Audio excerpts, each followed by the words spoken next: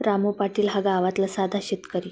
2 acre कोरडवाहू जमीन, बायको सुमन आणि 2 लहान मुलं, इतकंच त्याचं विश्व. पावसाने 2 वर्ष पाठ फिरवली आणि शेतीचं कंबरडं मोडलं. सरकारी कर्ज मंजूर झाले नाही म्हणून शेवटी गावातल्या कुप्रसिद्ध सावकार भिकाजी शेठकडे जायची वेळ आली. 5% नाही, 10% नाही, 25% व्याज. भिकाजी शेठ हसत म्हणाला. गरज मोठी होती म्हणून रामूने डोळे मिटून सही केली. पहिलं वर्ष कसंबसं गेलं. दुसऱ्या वर्षी पीक हातचं गेलं. व्याज व्याजावर वाढत गेलं. रामू पैसे देऊ शकला नाही. तेव्हापासून खरी नरक यात्रा सुरू झाली. सावकाराची माणसं रोज दारात येऊ लागली. आज नाही तर उद्या जमीन आमची, अशी धमकी देऊ लागली. एके दिवशी तर भिकाजी शेठ स्वतः आला आणि सुमनसमोर रामूचा अपमान केला. त्या रात्री रामू तुटून गेला. पण त्याच वेळी गावात नवीन तलाठी देशमुख मॅडम रुजू झाल्या होत्या. त्या सावकारकीच्या गैरप्रकारांवर लक्ष ठेवून होत्या. रामूनं शेवटी धाडस केलं. तो थेट तहसील कार्यालयात गेला आणि लेखी तक्रार दिली. सावकारांनी लावलेल्या खोट्या व्याजदराची, जबरदस्तीची, रोज रोज देणाऱ्या धमक्यांची. रामूच्या तक्रारीनंतर चौकशी सुरू झाली. भिकाजी शेठची कागदपत्र तपासली गेली. रामूच्या धाडसानंतर अनेक शेतकरी पुढे आले. सगळ्यांची कहाणी सारखीच. न्यायालयात केस उभी राहिली. पुरावे ठोस होते. गावातल्या सगळ्या शेतकऱ्यांच्या जबाबानंतर शेवटी न्यायाधीशांनी निकाल दिला.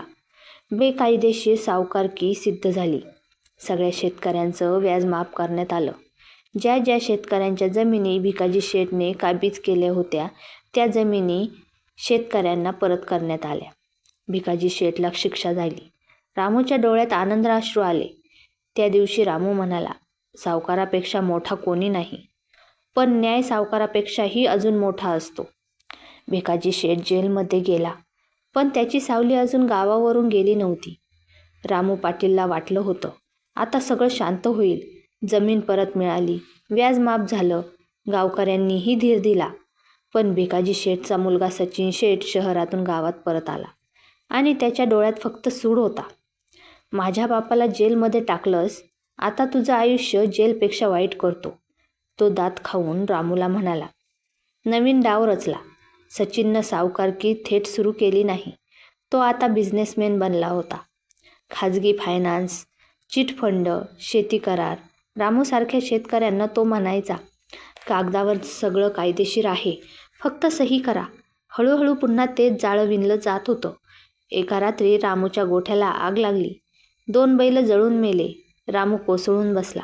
गावात कुजबूज सुरू झाली. सचिन शेठचा सूड आहे, पण पुरावा नव्हता. दुसऱ्या दिवशी सचिन शेठ स्वतः आला.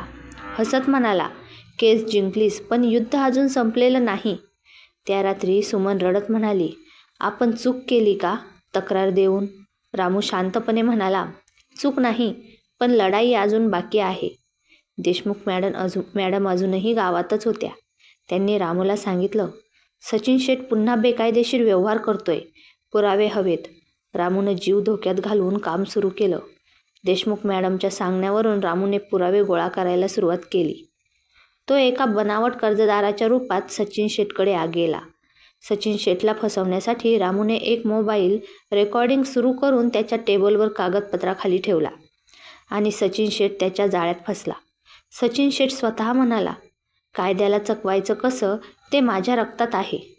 हे शब्दच त्याचा फास ठरले. दुसरी केस तयार झाली. यावेळी पुरावे पक्के होते. रेकॉर्डिंग, कागदपत्र, जळीत पुस्तक सगळं कोर्टात सादर झालं. यावेळी केस आणखी मोठी होती. फक्त सावकारकी नाही, जाळपोळ, गावकऱ्यांना धमकी, फसवणूक, कट सगळं सिद्ध झालं. सचिन शेठ पळायचा प्रयत्न करत होता, पण पोलिसांनी त्याला गावच्या सीमेवर अटक केलं. काही दिवस कोर्टात केस चालल्यानंतर निकाल शेतकऱ्यांच्या बाजूने लागला. न्यायाधीशांनी स्पष्ट शब्दात सांगितलं, सावकार बदलतो, पण अन्याय तोच असतो आणि कायदा तो थांबत नाही. सचिन शेठला दीर्घ शिक्षा झाली. भिकाजी शेठ जेलमध्येच मुलाच्या अटकेची बातमी ऐकल्यानंतर कोलमडून गेला. सचिन शेठ जेलमध्ये गेला, पण म्हणतात ना, सापाचं डोकं चिरलं तरी शेपूट हलतच राहतं. गावकऱ्यांना वाटलं, आता सावकारकी संपली. गावकऱ्यांचे चांगले दिवस आले. पण काही आठवड्यातच एक धक्का बसला. मोठं गुपित समोर आलं. देशमुख मॅडमना जिल्ह्यातून गोपनीय माहिती मिळाली. सचिन शेठ एकटा नव्हता. त्याच्या मागे 3 जिल्ह्यात पसरलेली सावकारकी टोळी होती. राजकारणी, वकील, बँक एजंट आणि पोलीस खात्यातले काही लोक सचिन शेठ बरोबर होते. या टोळीचा उद्देश एकच होता, शेतकऱ्यांची जमीन हडप करणं. एका संध्याकाळी रामू शेतातून घरी परतत असताना 2 दुचाकीवरून आलेल्या 4 जणांनी त्याला अडवलं. आता पुरे झाले असं म्हणत त्यांनी कोयत्याने रामूवर हल्ला केला. रामू रस्त्यावर रक्ताच्या थारोळ्यात पडला. रामूची हालत बघून सुमन बेशुद्ध पडली. मुलं रडत होती. रामूवर झालेल्या हल्ल्याने संपूर्ण गाव हादरलं. रामूला ताबडतोब दवाखान्यात नेण्यात आलं. डॉक्टरांनी सांगितलं 5 मिनिटं उशीर झाला असता तर रामू वाचला नसता. रामू पूर्ण 1 दिवस बेशुद्ध अवस्थेत पडलेला होता. हॉस्पिटलच्या बेडवर रामूने डोळे उघडले आणि देशमुख मॅडमना एकच वाक्य म्हणाला, आता मागे हटणार नाही, सगळ्यांना उघडं पाडायचं.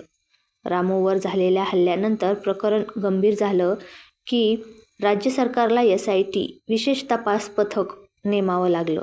फोन टॅपिंग, बँक ट्रान्झॅक्शन, बनावट दस्तऐवज, एकामागून एक सगळं बाहेर येऊ लागलं.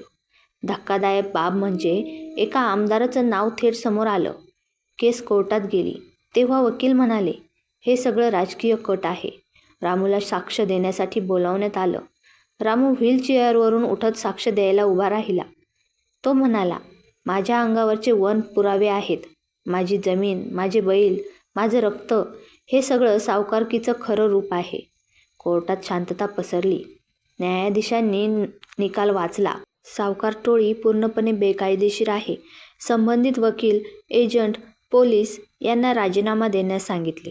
आमदाराची आमदारकी रद्द करण्यात आली. शेतकऱ्यांची जमीन कायमस्वरूपी सुरक्षित राहील. पीडितांना नुकसान भरपाई. हा निकाल राज्यभर गाजला. रामूच्या गावात नवीन सुरुवात झाली. बरेच वर्ष गेले. रामू पाटील आज शेतकरी सल्ला केंद्र चालवतो. कोणालाही कर्ज घ्यायचं असेल तर तो आधी समजावतो. तो म्हणतो, सावकार बदलतात, पण अन्यायाला आवाज दिला तर इतिहास बदलतो. सुमन गावातल्या महिलांसाठी बचत गट चालवते. रामूची मुलं शिकून अधिकारी बनायचं स्वप्न पाहतात. ही फक्त कथा नाही, ही अनेक शेतकऱ्यांची न बोललेली व्यथा आहे.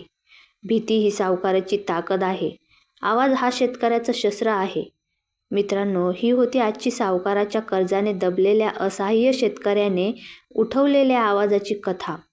स्टोरी कशी वाटली कमेंटमध्ये नक्की कळवा. स्टोरी आवडली असल्यास अंतरंग स्टोरी चॅनलला सबस्क्राईब करा व बेल आयकॉनवर क्लिक करा, म्हणजे अशाच नवनवीन स्टोरीज तुम्हाला बघायला मिळतील. धन्यवाद.